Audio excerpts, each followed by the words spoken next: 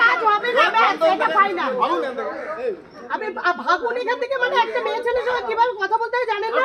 ছেলের সাথে কথা বলতে জানেন না? বাড়িতে যান, বাড়ি ছেলেটাকে ডেকে আনুন। মানে সেই তো ছেলেরা দাঁড়িয়ে আছি তো, বাড়ির ছেলে দাঁড়িয়ে আছি তো। বাড়ির ছেলে তা আপনার কাছে এক সেকেন্ড, আপনার কাছে কি পারমিশন আছে বানানোর? হ্যাঁ বলছে এই যে পোল্ট্রি সরকার এসে উল্টোপাল্টা আমাদের উল্টোপাল্টা কিছু বলছে না, উল্টো পাল্টাই বলছেন আপনারা। এটা কি ডাস্টবিন নাকি?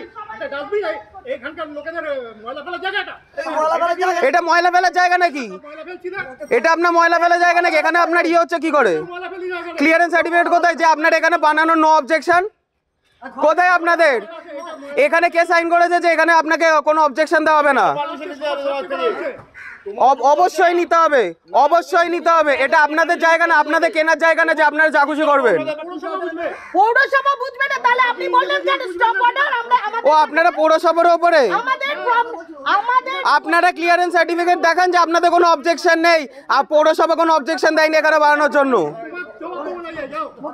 আপনাদেরকে জবাব দেবো না, কিন্তু এখানে কাজটা করা যাবে না। কি বলছে আলোচনা বসো, কি বলছেন মেরিয়েছে? তুমি এইসব করেছো মেয়েদের সামনে দিয়ে? না আলোচনা বসো না না, কাজ বন্ধ করার হুকুমটা কে দিয়েছে? পোল্ট্রি দিয়েছে এখানে?